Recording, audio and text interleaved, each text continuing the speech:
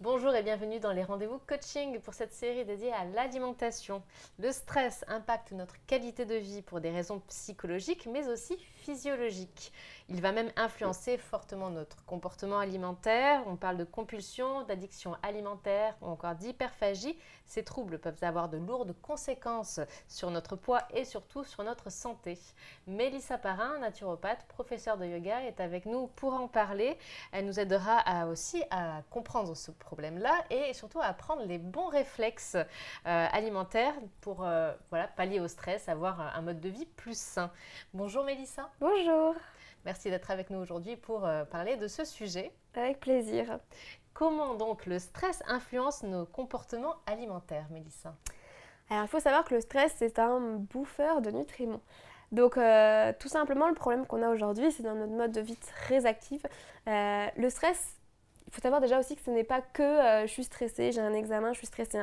Le stress c'est tout ce qui se passe dans notre mode de vie urbain, c'est-à-dire que c'est la lumière qui nous agresse le matin avec le téléphone, ça va être la pollution au niveau du bruit, tous les bruits qu'on entend, les travaux quotidiens, courir après le métro, tout ça c'est du stress qu'on a en permanence dans notre journée. Ce qui fait qu'en fait on est tout le temps stressé, on est tout le temps dans ce mode hyper stressé.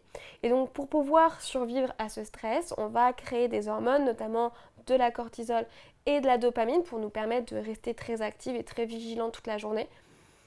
Et c'est un bouffeur de nutriments. Donc on consomme nos stocks de nutriments pour pouvoir rester hyper active, hyper concentré, pouvoir gérer ce stress, faire face à toutes ces agressions extérieures de notre quotidien. Et du coup, arrivé souvent à la fin de la journée, on n'a plus de nutriments pour créer toutes les hormones de la nuit. Et malgré ce qu'on pense, la nuit, on n'est pas de mort. Il se passe plein de choses dans le corps et c'est le moment même le plus important puisque c'est là où on va se régénérer, se réparer. Et notamment, à partir de 17h environ, on va pouvoir créer cette sérotonine qui est notre hormone du bien-être, qui permet l'apaisement, le sommeil, et même après notre mélatonine, qui sont cette hormone de croissance qui nous permet justement de nous réparer. Et donc le problème, c'est quand on est stressé tout le temps, on bouffe des nutriments en permanence. Et donc on va aller chercher des nutriments très rapides, en général du sucre. Pourquoi le sucre? Parce qu'il va imiter les effets de la sérotonine et que c'est notamment à partir du sucre qu'on va pouvoir aussi la sécréter et la fabriquer. Donc en général, on peut avoir ces petites compulsions sucrées le soir et effectivement ces comportements d'hyperphagie parce qu'en réalité, on n'a pas apporté suffisamment les nutriments dont on avait besoin dans la journée pour faire face à ce stress qui est très intense. Quels troubles alimentaires peuvent apparaître justement? Justement, cette hyperphagie, ce fait d'être le soir et de grignoter devant la télé. Et du coup, l'hyperphagie à terme, si on le vit très mal, ça peut créer même de la boulimie. On va essayer de compenser après ces crises de boulimie avec du sport à l'extrême, des vomissements, et donc après peut-être même tomber dans de l'anorexie mentale. Donc voilà, ça peut perturber en tout cas notre manière de nous alimenter. Et puis vu que l'alimentation va pas être très bien au niveau des crises d'hyperphagie, ça peut même créer des troubles digestifs, des troubles du sommeil parce qu'on a trop mangé le soir. Voilà, il y a plein de choses qui peuvent après être impactées du fait d'avoir fait ces crises d'hyperphagie.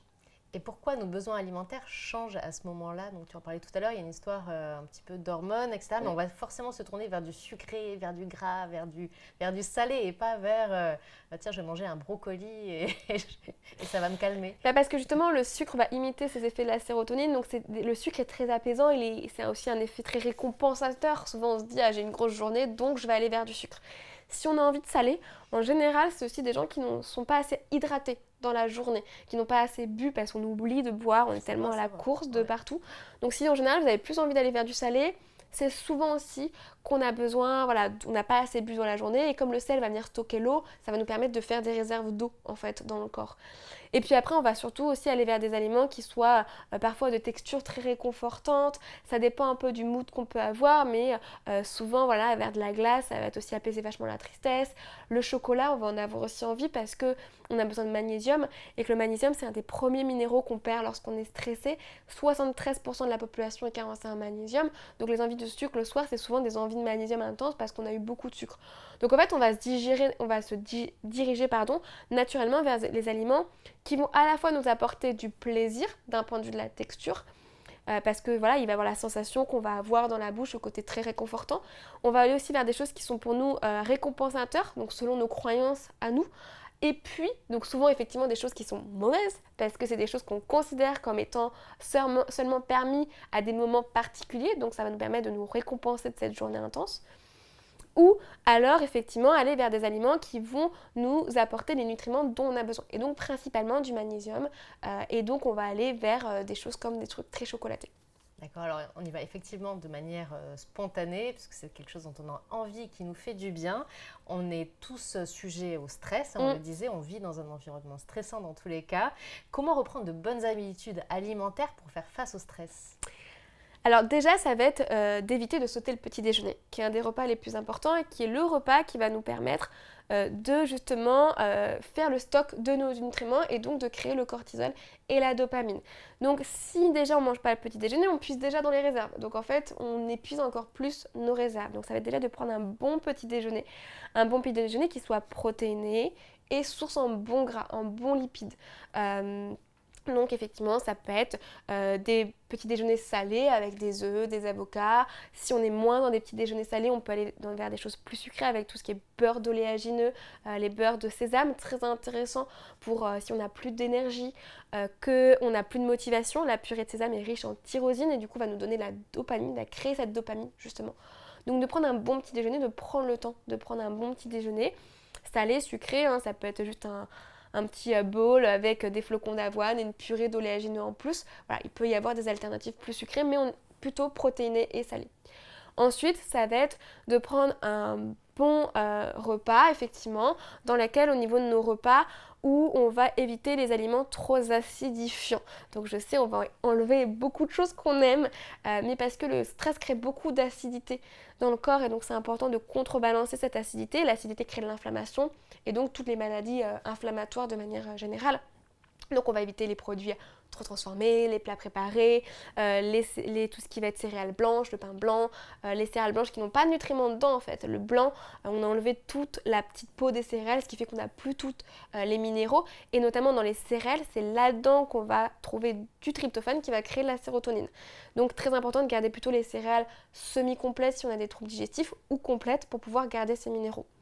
Donc voilà, de pouvoir avoir des assiettes complètes avec où on enlève effectivement tout ce qui est acidifiant, donc l'alcool, le café, le thé noir, les fromages. On essaye de les réduire en tout cas comme on peut et on favorise des assiettes avec la moitié de légumes, des céréales complètes ou semi-complètes et des bonnes protéines. Et toujours une part un petit peu quand même de gras.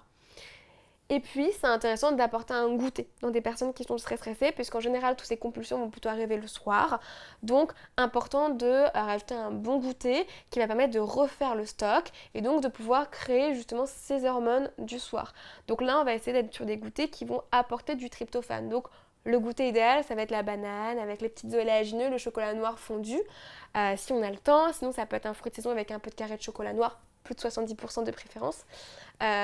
Ou voilà des petits goûters qui peuvent être intéressants à rajouter, qui sont un peu des mini petits déjeuners pour nous recharger en nutriments et du coup pouvoir contrebalancer cette quête de nutriments très violente qu'on va avoir le soir. Ça, oui, de fin de journée. Exactement.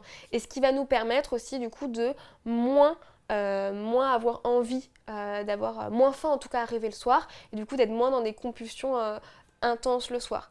Et le soir non plus, ne pas oublier de manger. C'est pas, encore une fois, un repas qu'on doit négliger. C'est important de mettre plutôt des céréales à ce moment-là et plutôt de garder les protéines le midi. Les protéines le midi vont nous permettre de continuer à sécréter cette dopamine, cette cortisol et de nous permettre de rester très concentrés. Les céréales le soir vont justement nous rassasier énormément, donc éviter les petits grignotages du soir devant la télé et de pouvoir nous permettre de créer encore une fois cette sérotonine grâce à tout le tryptophane qu'on va trouver dans les céréales.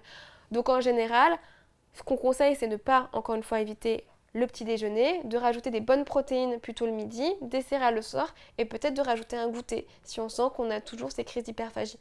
En plus, le goûter va être un moment idéal puisqu'on va pouvoir faire un break dans notre journée, donc ça va être un moment de douceur, de permettre de faire le bilan un peu de la journée, qu'est-ce qui nous reste à faire.